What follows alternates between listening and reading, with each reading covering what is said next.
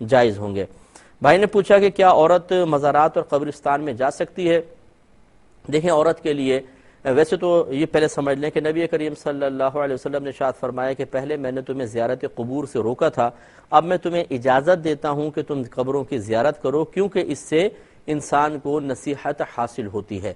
اور جب نبی کریم، اب یہ سرکار کا حکم ہے، اس میں نہ مرد کی تخصیص ہے نہ عورت کی تخصیص ہے، جب نبی کریم صلی اللہ علیہ وسلم کا ایسا کوئی حکم آ جائے جس میں خاص عورتوں کو یا مردوں کو مخاطب نہیں کیا تو حکم دونوں کے لیے ہوتا ہے، گویا کہ اجازت دونوں کے لیے ہے۔ اس قسم کی حدیثوں سے اجازت نظر آتی ہے کہ عورت مزار پہ بھی جا سکتی ہے، قبرستان میں بھی جا سکتی ہے، لیکن فقہا نے ضرور بیان فرمایا کہ چونکہ صحابہ کرام علیہم الرضوان نے اس بات پر اتفاق کر لیا تھا کہ فتن زمانہ کی وجہ سے عورتیں مسجدوں میں جماعت کے لیے حاضر نہیں ہوں گی،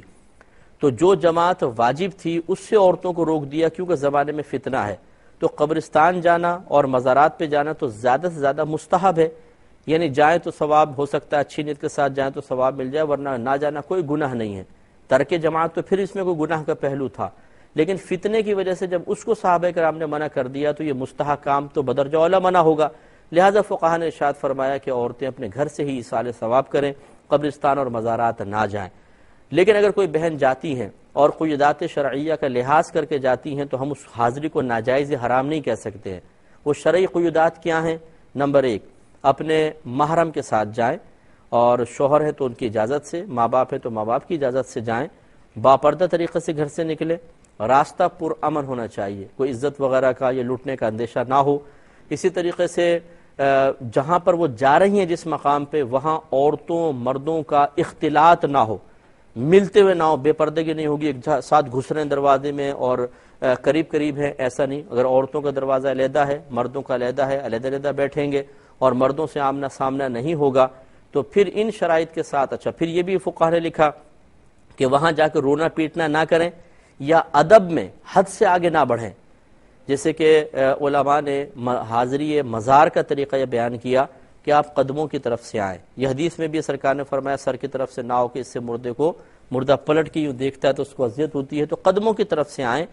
اور اس طرح سینے کے سامنے کھڑے ہو جائیں اس صاحب مزار کی کہ ہماری پشت کمر کی طرف ہو اور ہمارا چہرہ ان کے سینے کی طرف ہو، اور 4 قدم کے فاصلے پہ کھڑے ہوں۔ جو آپ نے قرآن پاک وغیرہ پڑھنا ہے پڑھیں، جو آپ ایصال ثواب کرنا چاہتے ہیں، جو برکت کے لیے پڑھنا چاہتے ہیں پڑھ لیں، اس کے بعد اللہ تعالیٰ کی بارگاہ میں دعا مانگیں اور بس ایسے پلٹ آئیں۔ علماء نے منع کیا ہے کہ قبر کو ہاتھ لگایا جائے، قبر کو چوما جائے یا اور کسی ایسے فعل کا ارتکاب، بلکہ ادب یہی لکھا ہے کہ 4 قدم کے فاصلے پر رہیں، جیسا ان بزرگ کی زندگی میں ان سے دور ادباً رہتے ہیں ایسے ان کے مزار سے بھی فاصلہ رکھا جائے۔ تو ان قیودات کا لحاظ کر کے اگر کوئی بہن جاتی ہیں تو بہرحال جانا جائز ہے، لیکن افضل یہی ہے کہ وہ اپنے گھر سے ہی ایصال ثواب کرے۔ اور یہ جو ایک حدیث بیان کی جاتی ہے کہ جو عورت اپنے گھر سے مزار کی قبرستان کی زیارت کے لیے نکلے تو اس پہ اللہ کی لعنت ہوتی ہے، یہ فرشتوں کی لعنت ہوتی ہے، یہ حدیث اسی چیز کے ساتھ مقید کی گئی ہے کہ جب وہ عورت قیودات شرعیہ کے خلاف نکلے، بے پردہ نکلے، راستہ پرفتن ہو، وہاں عورتوں مردوں کا اختلاط ہوگا، یہ قبر پہ جا کے روئیں گی، پیٹیں گی، چلائیں گی یا بے ادبی میں حد سے آگے گزر جائیں گی تو ان پر اللہ کی لعنت ہوگی، ویسے نہیں ہے۔ ایک ہی کہتی ہیں کہ بعض گھروں میں ایسا ہوتا ہے کہ تبرک کی روٹی بنائی جاتی ہے، 40 مرتبہ سورہ ملک پڑھتے ہیں اور کہتے ہیں اب اس کو بانٹو، اور پھر وہ ٹکیاں بنائی جاتی ہیں، 22 ٹکیاں بناتے ہیں، وہ کھلاتے پلاتے ہیں، تو کیا یہ صحیح ہے؟ دیکھیے